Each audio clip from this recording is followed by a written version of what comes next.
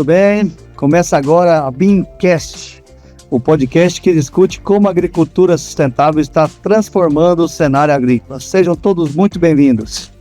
No episódio de hoje, vamos conversar com o presidente da Associação Brasileira de Bioinsumos, a BINS. Vamos conhecer mais sobre a história da entidade, sua missão e como ela tem incentivado o uso de bioinsumos, ajudando produtores a transformar a rotina no campo com mais eficiência e sustentabilidade. Olá, espero que estejam todos bem. Meu nome é Rogério Vian, fundador do grupo associado de agricultura sustentável, GAAS, produtor rural, engenheiro agrônomo e também um entusiasta aí da agricultura regenerativa, né? Nosso grupo trabalha há muito tempo aí com a agricultura regenerativa. Também sou técnico agrícola e hoje faço parte também como vice-presidente da Associação Brasileira do Plantio Direto na PA, Associação Goiana dos Produtores de Algodão e também da Federação da Agricultura e também fiz parte durante muitos anos da ProSoja, Associação Brasileira dos Produtores de Soja. E hoje eu quero receber aqui, dar já os cumprimentos e agradecer a presença do Rafael, né, o nosso Rafael Garcia, que é o presidente, né, da BINS, e gostaria muito de que ele se apresentasse, né, e falasse um pouco do seu currículo, de tudo que já fez até hoje. Muito bem-vindo, Rafael. É um prazer estar aqui com você, meu amigo. Obrigado, Rogério. Obrigado. Bom, eu sou engenheiro agrônomo, filho de engenheiro agrônomos, casado com uma engenheira agrônoma, também filha de agrônomos. E aí, nossa família tem muitos agrônomos para tudo quanto é lado, sabe? Também produtor rural, meu pai é produtor rural, foi pioneiro em muitas culturas no Brasil, atuou como consultor, então tem uma agricultura não só de berço, mas também de coração, né?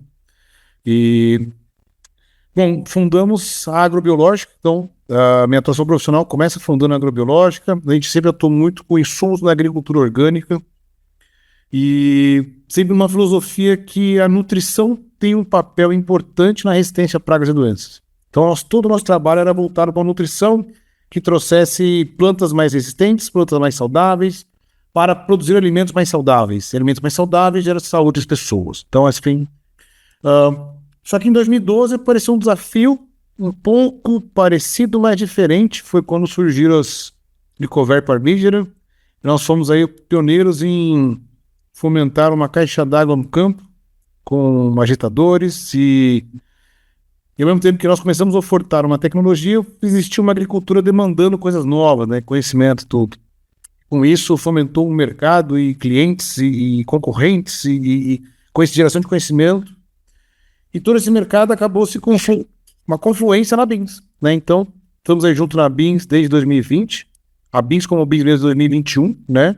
E tive o prazer aí de assumir a presidência faz alguns meses e sinto honrado e também assumo a responsabilidade de estar nessa cadeira, representando um grupo de pessoas, um grupo de agricultores, né, no propósito da BINS. Legal, Rafael, muito bom. E eu posso atestar, né, como produtor rural e cliente, né, que fui da agrobiológica desde o início, né? Realmente é um trabalho maravilhoso, né? Seu pai, então, o nosso querido Dr. Vinagre, né? Como ele mesmo se chama. E realmente vocês fizeram muito e continuam fazendo pela agricultura, realmente.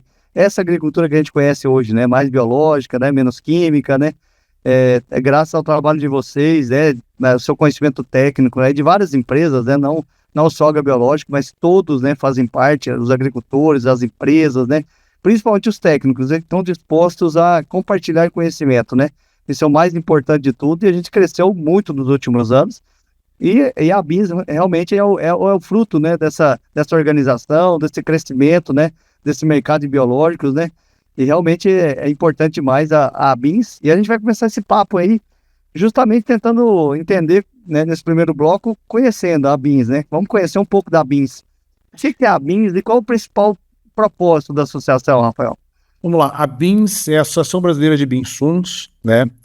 Ela surge, olha que bacana, né? A primeira pessoa que realmente foi a agregadora da BINS, que muito provocou, começou com o Eduardo, teve um papel muito importante, e toda uma discussão começou em 12 de junho de 2020. Por quê? foi quando, no meio da pandemia, todo mundo com aquela coisa bagunçada, surge um edital, uma consulta pública a respeito de regulamentação do on-farm, por 45 dias.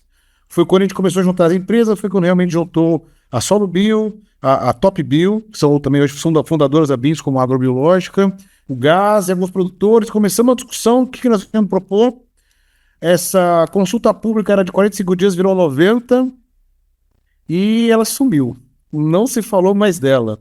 Porém, provavelmente porque teve muitos comentários prós, muitos contras. Aquele momento ainda era um farm, ainda era muito apaixonado pelo tanto que era a favor, que era contra. Mas o fruto disso foi que criou-se um grupo. O grupo começou a conversar e começou a ter maturidade, entender que, apesar de discussões, apesar de conflitos, era muito importante que essas partes relacionadas se conversassem e discutissem, dividissem os problemas e, com isso, buscar soluções.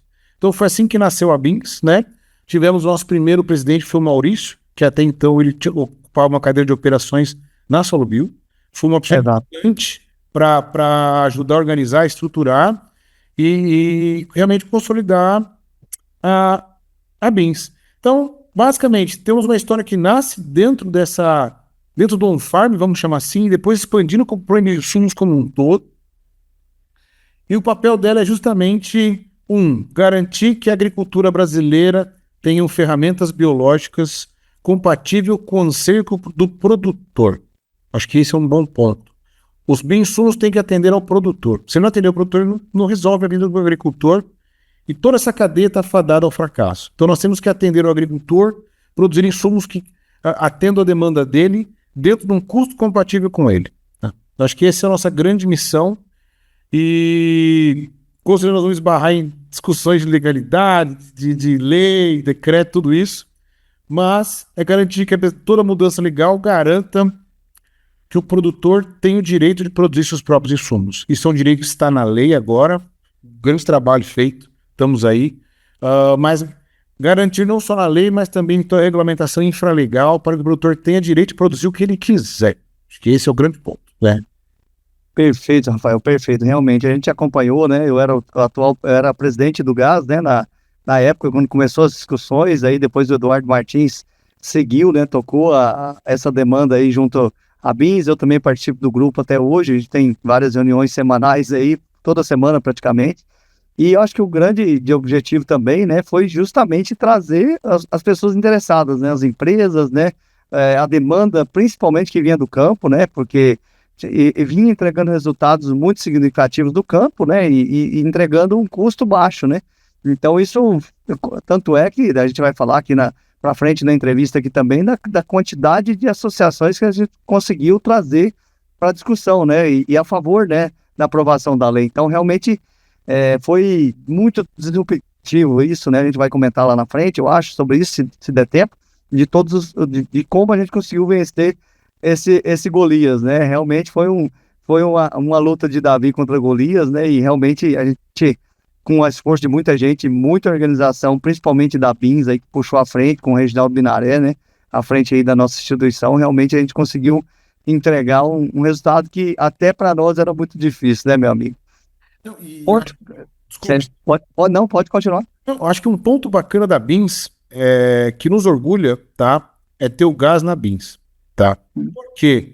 Porque você tem uma associação que tem um grupo de agricultores tecendo as suas críticas.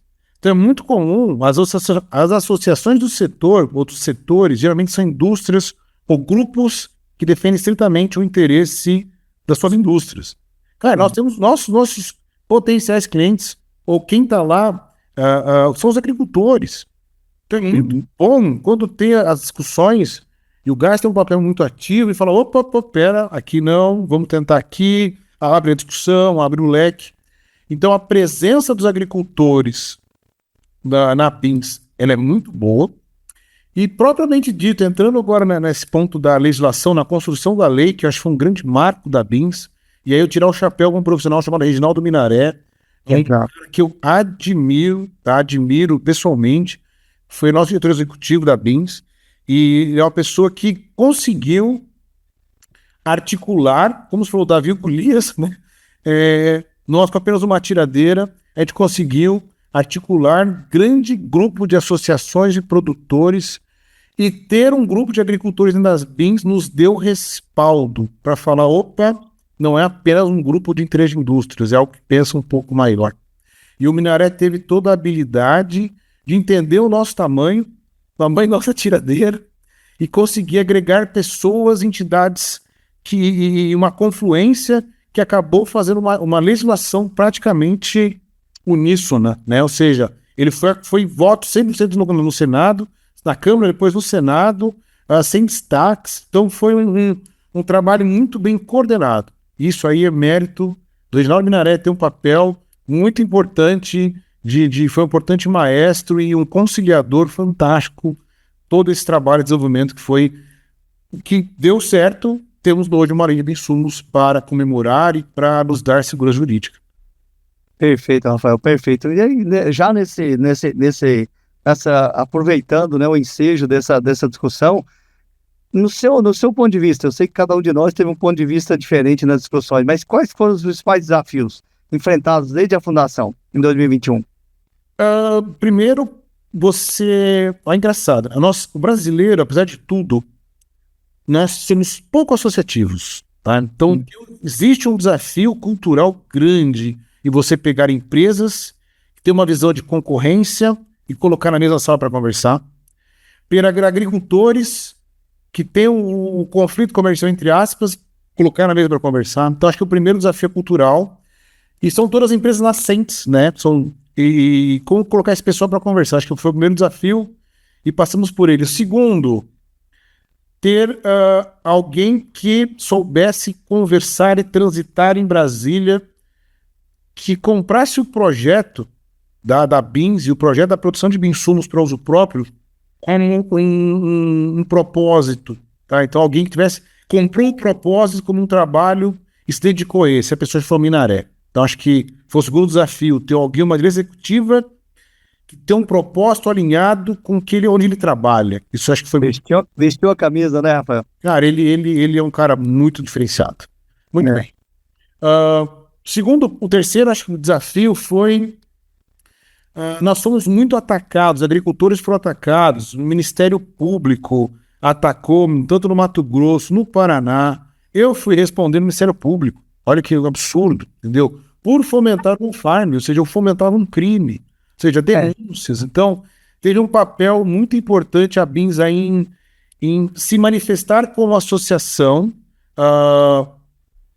pacificando entendimento entre os órgãos, conversando, formando conhecimento, cara, dialogando. Eu acho que e o mais importante de todos depois foi realmente na fase final de discussão da lei, como articular, como ser um pacificador, como ser a BIMS ser um papel de agregação junto com as outras associações importantes. A ProSoja tem um papel importantíssimo, a CNA tem um papel importantíssimo, outras instituições, mas o papel ali da BIMS como uma argamassa, vamos chamar assim, juntando esse pessoal, juntando agregar, foi muito importante. Então acho que todos esses foram os nossos principais desafios até agora, e estamos aí prontos para os próximos. E ficou com, que nem dizer, tá? A cara da discussão era a BIMS, né? Para levar porrada, né? Tinha as outras associações todas embaixo do guarda-chuva da BIMS, né? Eu acho que isso até era a próxima pergunta, né? De qual que seriam os principais marcos, né? Da BIMS. Eu acho que principalmente esse, né? De botar a cara para bater, né? Mostrar a cara para bater. Eu acho que isso foi o principal marco, porque todo mundo mirava a BIMS, né? Com todas as instituições de baixo. O que você acha? Com certeza, nós não nos omitimos, pelo contrário, nós fomos para frente. Não comprávamos brigas bobas, vamos ser muito sinceros, tá? Sim. Mas os pontos importantes que poderiam prejudicar esse mercado de on-farm crescente, pungente, essas brigas que a gente comprou, apanhamos muito, fomos muito criticados, tá? E por não nos omitir, eu acredito que a gente ganhou muita força e muito reconhecimento, tanto de agricultores, quanto com instituições de pesquisa como a Embrapa. Hoje nós temos pesquisadores da Embrapa que fomentam o on-farm, defendem o on-farm. Temos universidades que fomentam o on-farm, defendem o on-farm. Então nós ganhamos aí um respaldo muito grande e consolidamos uma voz. sabe? E ver essa voz transformada em lei, Rogério, eu acho que não existe maior que isso. Ou seja, um trabalho que, cara, todos nós começamos juntos lá atrás, com receio, com risco, ser consolidado dentro de uma lei, sabe, pelo parlamento brasileiro, isso cara, é um sentimento é muito bom, sabe? Saber, cara, ajudamos a construir, ajudamos a tornar o nosso país melhor, sabe? Isso aí, acho que esse marco é indiscutível, sabe? É verdade, né, rapaz? É verdade que a gente que acompanhou o tempo todo, né? Com quantos lados a gente conversou, né? Com todos os lados possíveis, né? Não teve partidarismo, não teve direita, esquerda, centro, né? Reuniões com todos os lados, né? Com todos os envolvidos, né? No Senado, na Câmara. Primeira batalha, a gente se lembra, né? De qual projeto ia chegar primeiro, né? Se esse é o da Câmara dos Deputados ou do Senado. Essa foi a primeira grande batalha que a gente enfrentou, né? Porque o do Senado não era favorável, né, tão favorável a nós, né? Exato. Então, assim, eu acho que todo esse trabalho aí de Ulinaré foi aquele cara que foi conduzindo junto, né, com todas as instituições para que realmente acontecesse da forma que nem a gente imaginava que conseguiria, né, Rafael? Sim, foi. Nós lutamos muito, batemos muito e agora temos uma lei. Temos uma lei Sim. e, claro, temos agora que regulamentá-la. Então, os desafios continuam nessa regulamentação. Existem forças puxando para lados, né? Existem forças aí que não querem reduzir a limitação. Ou seja, a lei consolidou o direito do agricultor de produzir os insumos. Mas eles falaram, não, mas não pode produzir muito. Não pode ser desse jeito. Então, querem criar outras barreiras para cercear o direito do agricultor. E eu acho que é o nosso ponto de defesa. Tá? Nós não podemos deixar que isso aconteça. Tá? Isso é muito importante. Então, estamos aí. Essa regulamentação desse decreto ele é fundamental. Temos um prazo aí praticamente até dia 23 de dezembro para regulamentá-lo. Entendo que o caminho a gente está fazendo um bom caminho, está fazendo uma boa discussão, tá? Novamente, não tem por que comprar todas as brigas, mas algumas brigas nós não podemos abrir mão, que é o direito do agricultor produzir o que ele quiser. Acho que isso é o principal. Então, já pegando esse ponto aí, né, já indo para o segundo bloco, né, que é bioinsumos e ABINs, como que a ABINs enxerga o papel dos bioinsumos no futuro da agricultura brasileira? Olha, eu faço outra pergunta, Guilherme. Como é que nós vemos o agrotóxico no futuro da agricultura brasileira? Perfeito. Então, vendo hoje o desenvolvimento agronômico que nós estamos, tudo que está acontecendo, as diversas empresas do Brasil e estudo e pesquisa, eu entendo que em torno de no máximo 20 anos, Rogério, os bioinsumos vão ser maior, que o mercado de bioinsumos será maior que o mercado de agrotóxicos. Tá? E eu acredito que estamos vendo isso na prática, sabe? Estamos vendo, principalmente porque você não tem mais molécula nova, não tem o que fazer. Você não tem novas, assim, vamos pegar a principal doença da soja, ferrugem, você não tem novas ferramentas. Não. E ao mesmo tempo você tem um dos pilares que é o melhoramento genético aumentando muito, tá? Então você já tem variedades cada vez mais resistentes, e você não tem molécula nova, não tem o que fazer. Você vai ter que colocar e começar a associar biológicos, né? Inseticidas, você tem conseguido dentro do manejo a redução expressiva do uso de inseticidas. Temos desafios, por exemplo, bicudo agodoeiro temos, tá? Não vamos... mas nós vamos superá-lo, não tenho dúvida. Então, eu vejo que os bioinsumos hoje eles vão ser a peça estrutural da agricultura brasileira, tá? E com esse desenvolvimento do bioinsumo do Brasil, ampliação do parque fabril, então eu acredito muito que vamos ter uma grande expansão de parques fabris no Brasil, em todos os polos produtivos. Com isso, você tende a ter uma maior competição entre eles, com cada vez maior a redução de custo ao agricultor. Com redução de custo, viabiliza-se mais manejos, mais aplicações e mais controles, tá? Então, eu vejo os bioinsumos como uma peça estrutural do futuro da agricultura brasileira. E vejo ainda o Brasil como uma oportunidade de ser uma plataforma global de exportação de bioinsumos, tá? Mesmo jeito que a gente importa produtos químicos hoje, eu vejo o Brasil como um player importante exportando biota, exportando micro-organismos para o mundo e sendo referência para essa nova agricultura na África que está pungente. Temos aí casos já nos Estados Unidos e o Brasil ser um player internacional de exportação de insumos. Concordo plenamente, viu, Rafael? Acho que a gente vai virar essa chave muito rápida, né? De importador de 100% dos químicos para exportador de biológicos. Já pensou a revolução? Isso sim é uma revolução, né, Rafael?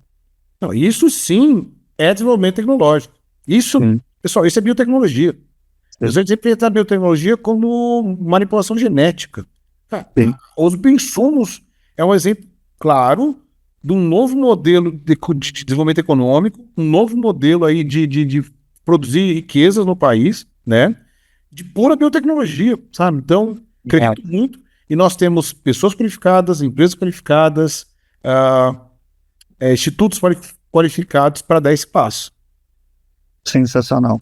E por que você acha que a agricultura regenerativa, como a gente faz, faz aqui no Brasil, né? Como a gente está há bastante tempo aí preconizando, né? A gente ainda costuma falar agricultura regenerativa tropical, né? Porque nós estamos nos trópicos. Como que você acha que ela é um dos principais pilares? Você acha que ela é o principal pilar, principalmente não só para o país, mas para a BINS também? Então, a agricultura regenerativa, hoje chamada regenerativa, mas quando a gente, meu pai é produtor orgânico, a gente sempre usou muita rochagem, compostagem, para nós isso era rotina, sabe? Falar em silício para nós era rotina, fermentados, mas para mim acho que um grande marco, Rogério, foi no evento em Goiânia, né? Um dos eventos do gás, se não me engano, 2018, 19 foi em Campo Grande, se não me engano. Campo Grande foi o último. 18. Acho que eu tinha quebrado o pé, eu tava lá de muleta. Foi fantástico, porque eu comecei, junto com alguns outros colegas agrônomos que estávamos no evento, começamos a ver as fazendas e empresas agrícolas que estavam presentes no evento. E sem sombra de dúvida, mais de 15% da agricultura brasileira estava presente naquele evento. Entende? 15% de área plantada do país estava lá. Ou seja, o agricultor queria um novo. Então, para mim foi muito marcante aquele evento, foi muito marcante, porque mostrou como os agricultores de pequeno a grandes estavam entendendo que algo novo estava acontecendo e eles farão parte, né, desse algo novo. Para mim foi fantástico aquele evento. Ali você tinha Ivo conversando, você tinha o Dr. Éder, a doutora Rose Monerá, meu pai pôde palestrar lá também. Foi a última palestra dele. Foi um evento muito bom. E ali Ernest Ganch da Sintropia, né? Ernest também. Olha. Então foi um evento muito rico e você via o anseio do agricultor numa nova agricultura. Muito bem, então, enxergando que o agricultor anseia uma nova agricultura, ele tem que ter pilares. Então, acho que os pilares dessa nova agricultura, um deles é o manejo do sistema. Nós não vamos superar os herbicidas através estritamente do herbicida biológico. Não vamos ter não temos esse sonho, pessoal, sinceramente. Eu acredito que os herbicidas biológicos vão resolver uma tiririca, eu acho que um amaranto, o capim-cochão. Ele vai ser muito bom e específico para uma espécie. Ele vai ser uma ferramenta do manejo. Mas você superar o uso de herbicidas numa agricultura do futuro, você tem que ter manejo no sistema. Não tem outro caminho. Então, acho que ciclagem, plantas de cobertura, voltar a fazer uma rotação real de culturas, tudo isso, eu acho que é muito importante.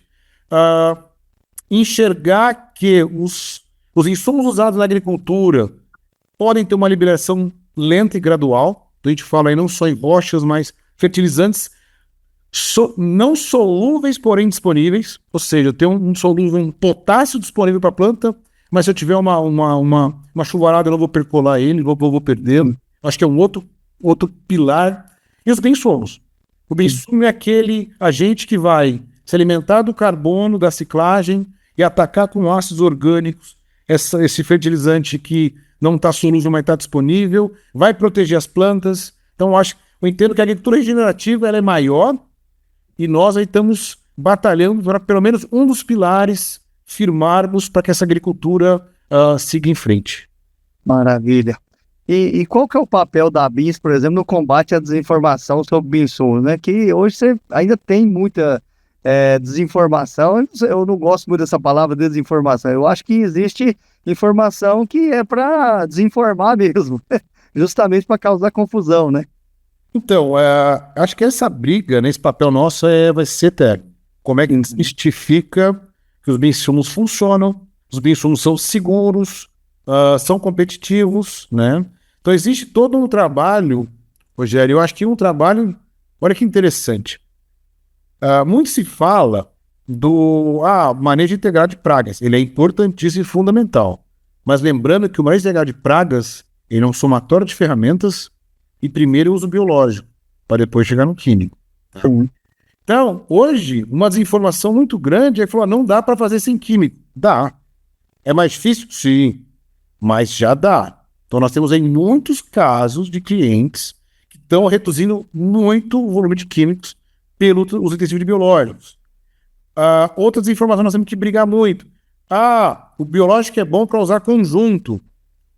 É outra desinformação. Pode usar conjunto? Claro. Eu vou usar uma ferramenta de choque química com biológico que vai se alimentar daquele bicho que vai morrer e vai criar uma episodia no sistema. Ou seja, ele vai continuar no sistema. Ou seja, eu tenho o choque do químico, mas o residual do biológico no sistema, sim. Mas o biológico não depende do químico para performar no campo. Tá? Terceiro, não dá para produzir um bom biológico na fazenda. Cara, tem muita desinformação. E é nosso papel constante, tem que ser nossa rotina, mostrar clareza, mostrar conhecimento técnico, mostrar conhecimento científico para a sociedade, para os agricultores, né? Que os bioinsumos são seguros, são possíveis de ver na fazenda, sim, com qualidade, e eles funcionam. Eles são ferramentas que funcionam. Perfeito, é isso mesmo. A gente vê muita desinformação, informação paga, né, para que isso realmente faça confusão na cabeça dos agricultores, mas é um processo meio que irreversível, né, o que a gente está vendo aí, grandes grupos, né, a gente estava no evento lá em Sinop, cara, estava no evento, o último evento nosso lá em Sinop, agora em setembro, cara, grandes grupos, e que estão lá aplicando tudo isso em grandes áreas, né. Acabou aquela história de, não, é só o pequeno que consegue, né? É só o pequeno que vai dar conta, agricultor familiar. Não, hoje tem grandes grupos atuando, né? Seja com produção farm, seja com produto comercial, seja com EMs, né? Seja com micro-organismos eficientes, seja com comunidades, né? Hoje tem vários tipos de Yamakawa, né? Soy Food Web, quantas coisas a gente desenvolveu nos últimos anos. Então, o que a gente está falando aqui é basicamente dos isolados, né?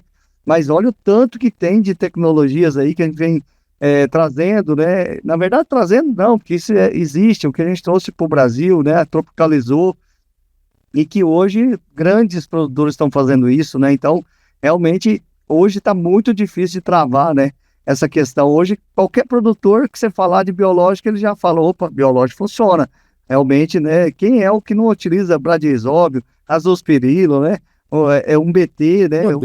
Muito, né? Tricoderma, né? O tricoderma resolveu a situação do mofo branco no Brasil, coisa que nenhum fungicida resolvia, né, Rafael? Exato. Então, acho que isso é que o biológico funciona, nós já temos aí, acho que avançamos bastante. Sim. Mas nós temos que conquistar muitos corações e mentes ainda para poder expandir e fazer o produtor conhecer mesmo. Ele tem que experimentar, ele tem que conhecer, ele tem que fazer as ferramentas. Tem muita ferramenta boa surgindo, Rogério. Muita coisa verdade. Sendo. O produtor precisa conhecer, cara. Precisa conhecer. Exatamente. Perfeito. Você comentou um pouco aí na conversa anterior aí, mas o que você acha de projeção aí para sua, né, da BINS, para o crescimento do mercado? Você meio que citou já um número aí, mas nos próximos 5 anos, por exemplo, o que você acha que vai acontecer nesse mercado de biológico, de bioinsumos? O mercado ele tem uma inércia de crescimento muito grande porque o produtor está abrindo a cabeça. Então isso está acontecendo naturalmente, né? Mas tudo vai depender da regulamentação.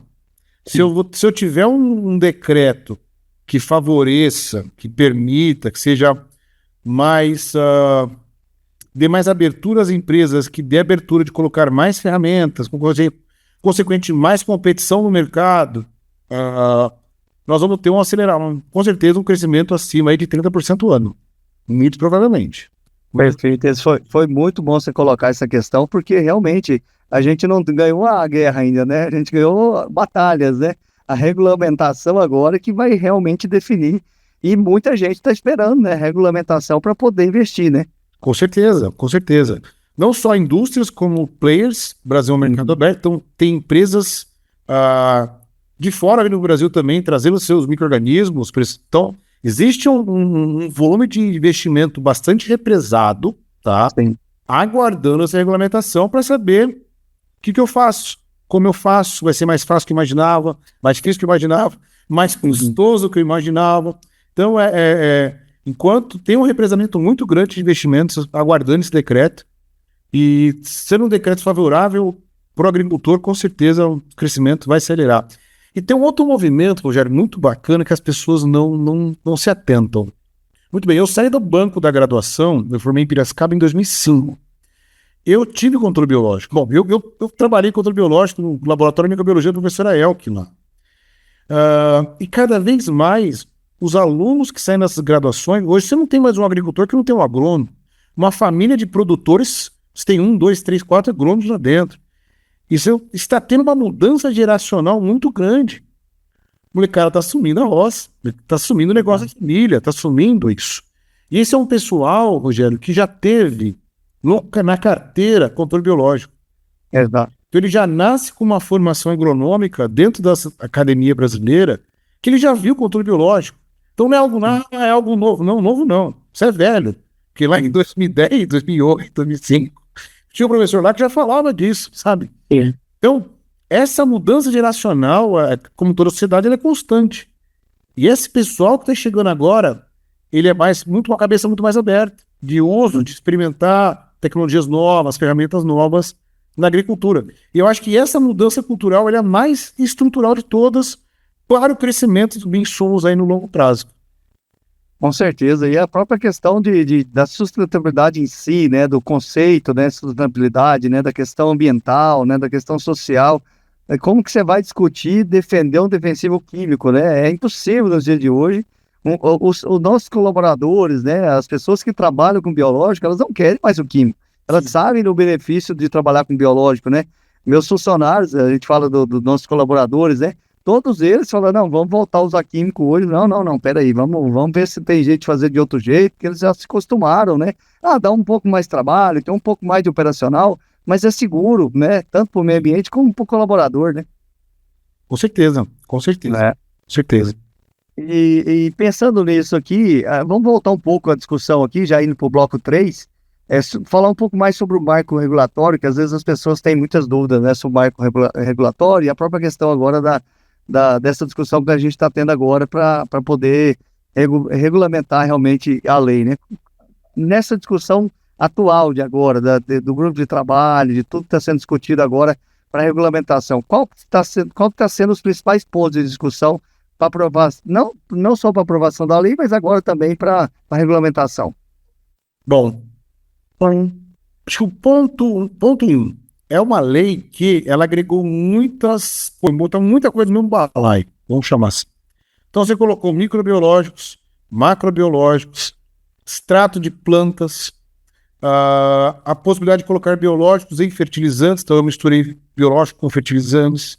Você tem aí toda uma linha de bioestimulantes, então desde substâncias úmicas, extrato de algas, aminoácidos. Então ela é uma coisa muito ampla. Então quanto mais amplo, mais difícil de regulamentar. Então eu entendo, e nós entendemos com a BINS, que o Ministério da Agricultura deve fatiar essa regulamentação, que não tem como você colocar tudo num balaio só. Tá. Muito bem. Então nós entendemos que o primeiro passo dessa regulamentação é o registro de insumos hoje. Hoje os produtos biológicos não são mais agrotóxicos. Ponto. E isso é uma vitória fantástica. Nós enxergamos, a sociedade brasileira, através da sua lei, entender que os produtos biológicos não são agrotóxicos. Isso tem um impacto fiscal, um impacto social enorme. Então, tiram ele de uma gaveta do Ministério da Agricultura de produtos perigosos, potencialmente perigosos para o ambiente, para o aplicador, para o consumidor, e colocam ele numa gaveta e falam, não, meu amigo, isso aqui é diferente. Vamos tratar diferente. Eu acho que o primeiro ponto é essa regulamentação. A lei deu mais poder ao mapa para que produtos, ferramentas biológicas consolidadas, por exemplo, Bovéria, Metarrhizio, Bacillus subtilis, Bacillus thuringiensis, são ferramentas que têm 30 anos no mercado de uso.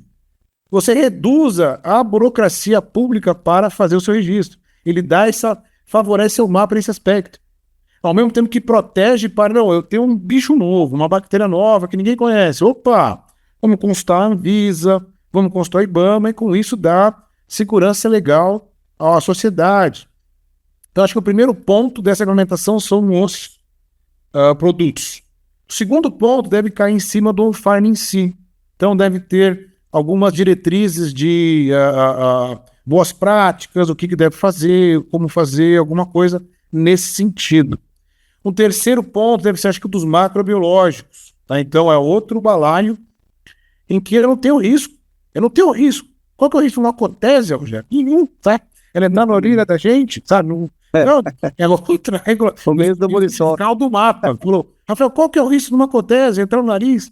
Então, é outro estudo. Então, eu acho que o momento atual é dar um passo cada vez. E o Ministério da Agricultura tem limitações de discussão de mapas, grupos de trabalho, mas eu entendo que o primeiro passo vai ser justamente feliz formulados, inóculos, on-farm, o on-farm em si, e aí cadencialmente ele vai superando outras legislações, né, para poder dar essa evolução legal no Brasil. Ok. Tem a questão também do transporte, né, da questão do volume, né, que está sendo discutido agora também, né, tem uma série de discussões que estão sendo feitas agora que estão nos preocupando, né. A questão de embalagens, né, está sendo discutido isso também, o que vai ser feito com as embalagens.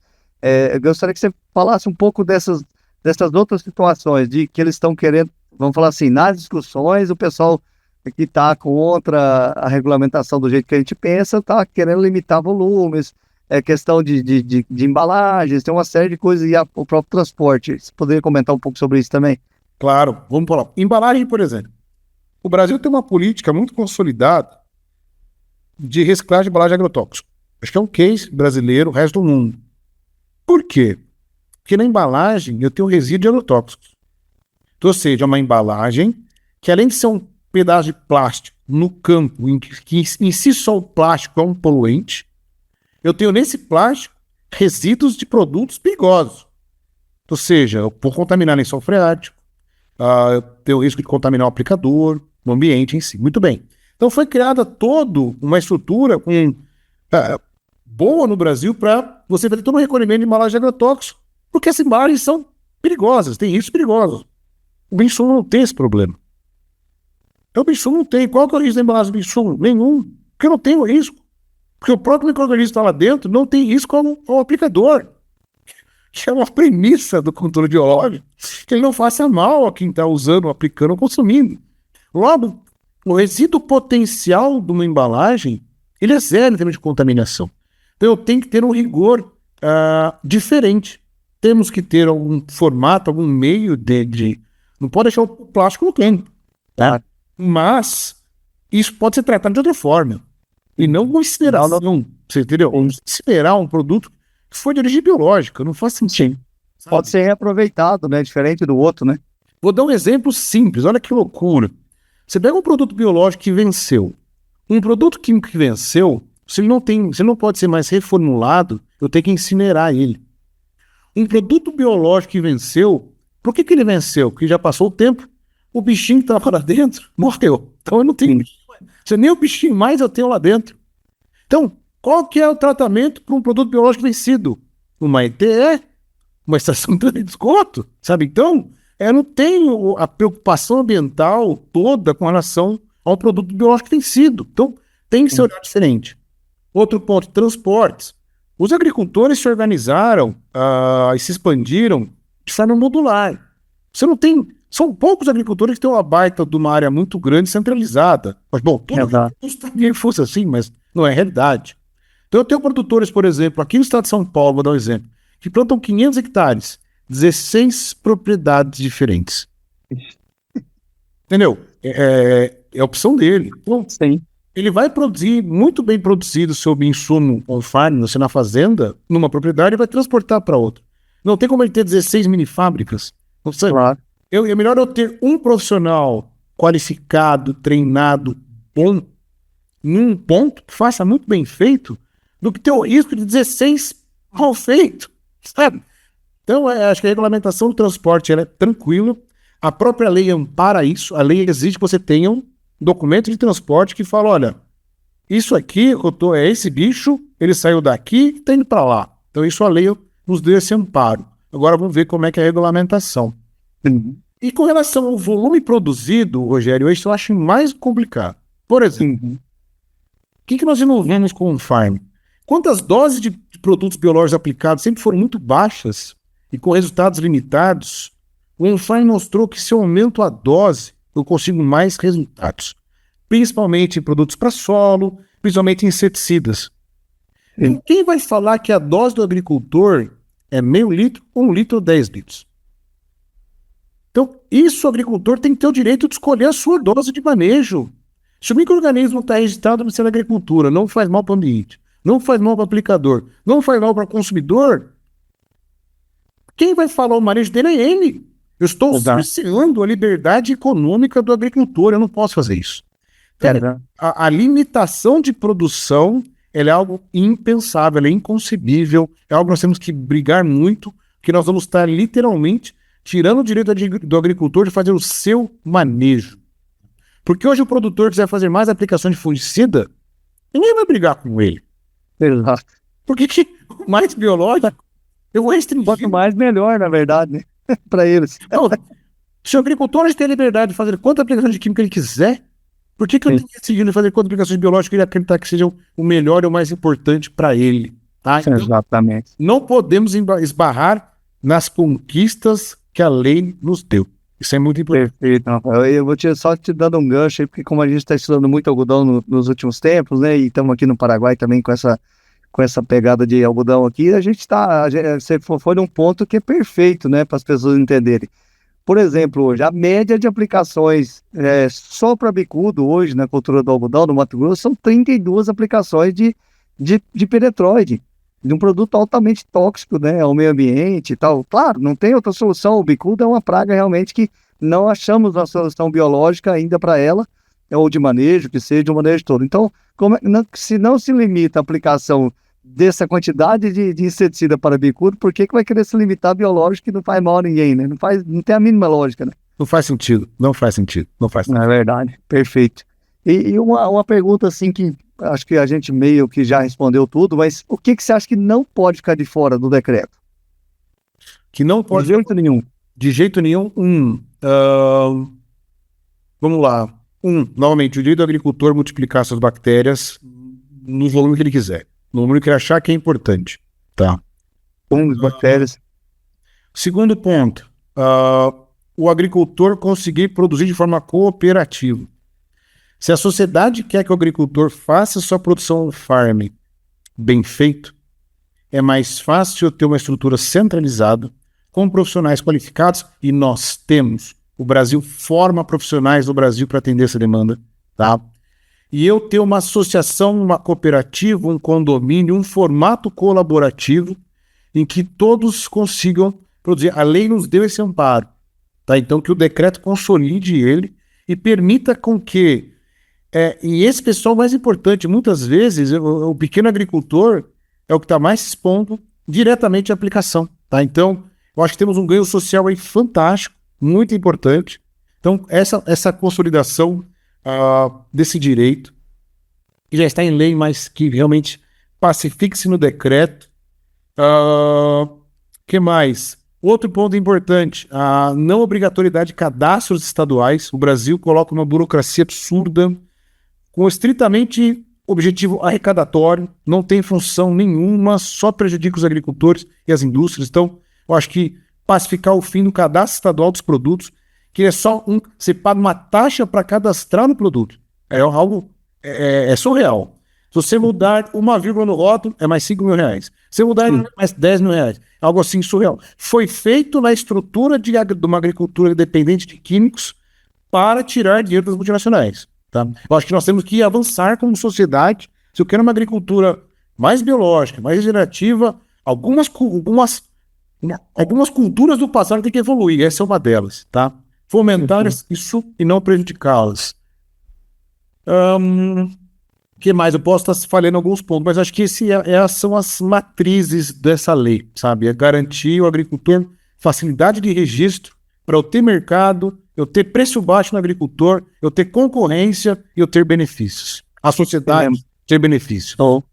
E lembrando, né, Rafael, que a gente, às vezes, a gente por estar mais ligado à questão da agricultura de maneira geral, de grãos, né, de cana, de algodão e tal, a gente acaba, às vezes, não falando, mas também a pecuária, né, também a fruticultura, também a hortifruti, né, a questão das hortas, né, o quanto essas comidas são importantes, o quanto isso aí que vai direto para a mesa é importante o uso dos insumos, né? Aqui nós estamos falando de grão, vai virar farelo, vai virar óleo, vai virar ração, mas imagina frutas, imagina verduras, né? Imagina tudo isso que vai do campo direto para a mesa do brasileiro, né? O quanto isso é importante, né? Com certeza. Hoje você pega... Vamos pegar, por exemplo, a parte de frutas no mercado de exportação. Hoje o Brasil é um dos principais players mundial de exportação, pensando em mamão, pensando em melão, uva, né? Principalmente Vale do São Francisco. Limão, laranja, e aí vai. O Brasil é uma potência, cada dia surge mais uma... Cara, o Brasil ajustou o manejo e ele vira player mundial, né? Graças a Deus. É verdade. Né? Então, vamos pegar a cultura do melão, tá? A cultura do melão é uma cultura de 65 dias.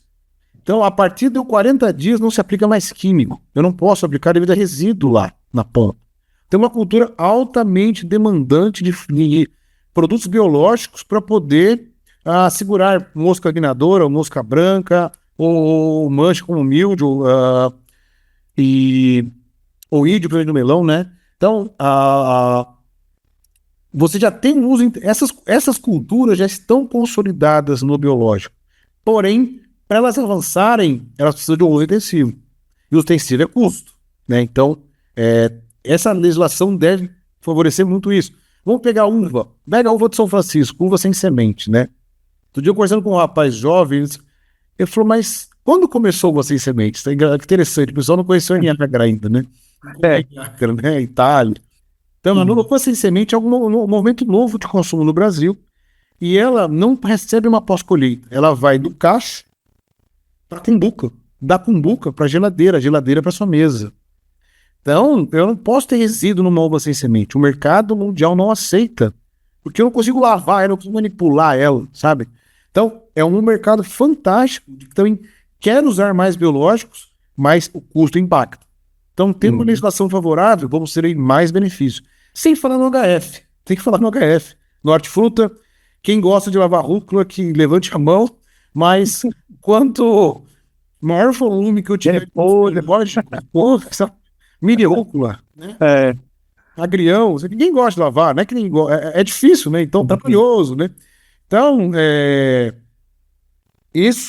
todos esses insumos vão ajudar muito a você ter uma segurança alimentar para a sociedade brasileira. Quanto maior for o consumo de produtos biológicos, menos risco as pessoas terão no consumo. E a pessoa quer... A sociedade anseia uma alimentação mais saudável, né? Está aumentando muito alimentos cada vez mais saudáveis. Nós estamos em plena mudança nisso. E eu acho que o bioinsumo tem um papel, inclusive, nisso. De dar segurança à sociedade, de consumir alimentos frescos, cada vez mais saudáveis, com menos risco de produtos químicos. Perfeito. Café, né? Um grande exemplo também, né? O quanto o café está evoluindo nesse modelo de agricultura, né? Com bioinsumos, é incrível. Demais. De verdade. E assim, eu te perguntar uma coisa que eu também acho, eu tenho esse sentimento, mas te perguntar, se não fosse criada a BINS, se não tivesse a figura central da BINS aí para coordenar esse processo, você acha que poderia ter regulamentado essa lei, poderia ter tido o sucesso e a organização que a gente teve? Não, como ela saiu. Sem a BINS, nasceria um projeto, com certeza, enviesado, tá? Que não daria o amparo que o agricultor precisa para garantir as suas liberdades de produzir o seu bioinsumo. Então, acho que a BINS teve um papel muito importante e, novamente, aqui ressalto pessoas que foram importantes. O Eduardo teve um papel fundamental e, principalmente, o Reginaldo Minaré. Ele foi uma pessoa ímpar, um ator nisso tudo. A sociedade merece um brinde, sabe? precisaria fazer um brinde para o Minaré. Ele teve um papel, um ator muito importante de articulador nisso tudo, sabe? E nós temos, graças a Deus, ter como nosso diretor executivo um parceiro e alguém com um propósito maior de fazer uma agricultura melhor. Com certeza. É verdade. O Eduardo Martins, ele assim, foi fundamental, né? Porque por ele ser uma pessoa pública, né? Ele foi presidente 2 vezes do IBAMA, né? Então, com muito trânsito, né? Dentro do Congresso, né? Dentro dos ministérios, né? Muita gente conhecida do tempo quando ele foi, né? Presidente do IBAMA por 2 vezes. Então, assim, realmente ele foi fundamental pelo conhecimento, pela paciência, pelo saber mexer. E ele e o Minaré, principalmente, que eram as pontas de lança nossa, né? Que estavam diretamente em Brasília, isso facilitou muito também, né? No meu caso, eu não morava em Brasília, o Eduardo morando em Brasília, poderia estar toda hora disponível para estar debatendo com quem fosse, né? Participando de audiências públicas, né? Quantas audiências públicas foram feitas, né? Com a participação do Eduardo, com a participação do Minaré. Realmente incrível, né, o trabalho que foi feito e capitaneado realmente com a BINS. Seria muito difícil sem ter a figura central da BINS, né? Não que ela foi mais importante que as outras, mas ela agregou, né, realmente todas as outras, né? Sim, e o Eduardo tem uma habilidade, ele tem uma inteligência de enxergar lá na frente. Tá. Ele enxerga lá na frente. Então, e quais passos temos que dar para chegar lá na frente? Então, isso ele conseguiu. E uma capacidade de sintetizar as coisas, né? Um texto de 20 páginas ele consegue fazer em 2 parágrafos, né? Então é impressionante. E a paciência, né? De sempre tentar trazer para o meio do caminho, né? Sair dos extremos, né? Que a gente vive repetindo isso no gás também, né? Então, realmente fundamental. Então, eu acho que foi uma discussão muito boa, a gente já vai se encaminhar para o encerramento. Eu só queria já deixar o recado já para o próximo programa, né? Hoje, infelizmente, a gente conversou por mais de 1 hora aqui, parece que foram 15 minutos, né? Então, encerramos aí mais uma edição, né, da BINScast, o podcast oficial da Associação Brasileira de Bioinsumos, né? Eu gostaria, Rafael, que você deixasse sua mensagem final, né? O que você pensa, qual que é a sua alguma mensagem de otimismo, né? De futuro, né? A gente sabe do momento conturbado que o país vive, né? Com relação a incertezas, né, de geopolíticas e tudo mais, mas também na questão de um futuro, né, do que a gente pode esperar realmente para esse modelo de agricultura, com suas considerações finais, afinal. Vamos lá. Não existe sociedade sem uma produção de alimentos. Acho que esse é o primeiro ponto. Então, acho que estamos inseridos uma das principais cadeias da nossa sociedade, que é produzir alimentos. A sociedade entendeu que ela precisa produzir alimentos que sejam saudáveis, que não exista risco, e agora estamos perto de uma COP30, então, ou seja, como é que eu posso transformar a produção de alimentos dentro de um que eu consiga melhorar a parte de carbono, ou seja, eu consigo uma agricultura que fixe carbono.